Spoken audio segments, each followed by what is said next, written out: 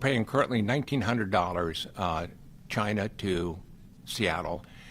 Then we have to reload that onto a carrier that can bring it up to here, and it's about $9,000 from Seattle to here. Wow. Is there a Jones Act? Sorry, but I have to. Is there a Jones Act angle to this story? The Jones Act is a part of that for sure. Wow. Jones Act everywhere. Yeah. Can you not get shipments direct from China? Could that happen? No. There is nowhere near the volume with, out of the Anchorage area and where the port goes, there's maybe 650,000 people. We have about 760 in the state, I think. And so we just don't have, there's just no economies. So I have to imagine that one of the keys to running a successful furniture business in Alaska is you have to be really, really good at shipping and logistics. And to some extent, it sounds like you're basically running a distribution center for furniture, right? Is that the thing that you're sort of competing on, or is that the area of expertise that you really have to have in order to be successful in this business? I would say yes. We are good at the merchandising, we're good at the market segmentation, the advertising, we're good at everything, but we excel in logistics. We have a full-time person. We're not that big a company, but a full-time person that puts together those and is always negotiating the rates and trying to make sure that every container is filled to the maximum that it can be. We can't pay for dead air space in containers. What was 2021 and 2022 like during those sort of extreme levels of both inflation and just bottlenecks in the supply chains? Those were trying times for us. But at least everybody was in that same boat, kind of say. And we had to, put out our orders where we usually try to put them out a few months in advance. We were having to put them out up to 8 to 10 months in advance. And, of course, the freight rates were coming in. We had been paying about $1,700 a container Trans-Pacific before that, and I think our peak was around $22,000 for a container. Wow. But the demand was there, and during that time, it was the biggest boom for the furniture industry that's ever been, because as people in COVID times could not go to the bars and the restaurants, they weren't traveling, and they decided to take that money that they usually spend other places and put it into furniture. And so we had to pass on those costs to the consumers, of course, but it happened and it worked. At times like that, how does it work in terms of getting inventory? Because I imagine, it's not just Alaskan residents that want a whole bunch of new furniture because they're stuck inside and everyone feels like redecorating their house at that particular moment in time. People in the lower 48 are doing the exact same thing. It's probably not enough furniture stock to go around at that particular moment. How are you actually placing orders? And I guess, how does it work in general when you're... We had to align ourselves and ensure that the people that we're placing the orders with would actually ship them.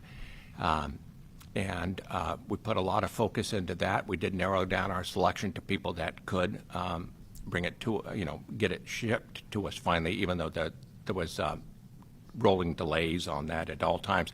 And then along with the manufacturing delays, then they would go and put the containers into the Vietnam or China ports, and you couldn't get the bookings on the shipping. Right. That was overburdened type of thing.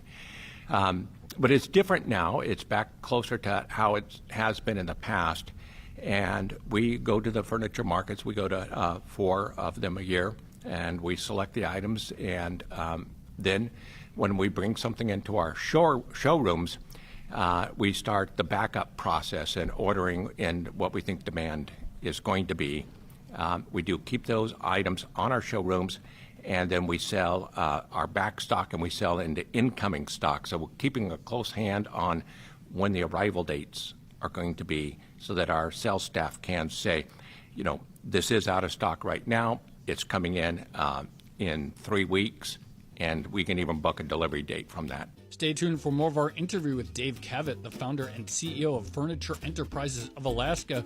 We are talking about what an Alaskan furniture retailer sees in the economy right now. To hear the full conversation, subscribe to Odd Lots wherever you get your podcasts. I'm Joe Weisenthal. And I'm Tracy Alloway, and this is Odd Lots on Bloomberg Radio.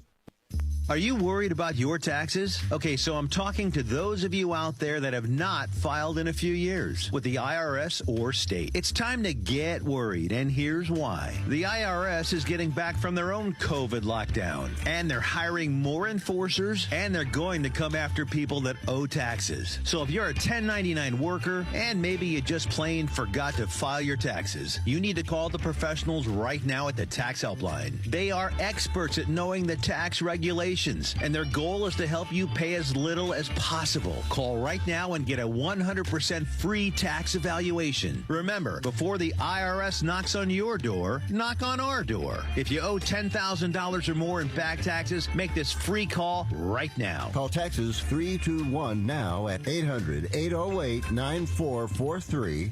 800-808-9443. That's 800-808. People actually have. Hey, if you die unexpectedly without life insurance, guess what? You'll leave your family with even a bigger mess. Life insurance will help replace your family's income. It'll help cover burial expenses. Life insurance can even help pay off debt like credit cards and medical bills. Life insurance can even pay for college. And if you own a business and you die, life insurance can help your business from collapsing. It can even help cover estate taxes. Life insurance has never been more affordable and needed. Plus, you can always shop around even if you have a plan and save some money. So call the Life Insurance Quote Line right now for free pricing information. 800-917-8730. 800-917-8730. 800-917-8730. That's 800-917-8730. The more With SRN News, I'm Bob Agnew in Washington.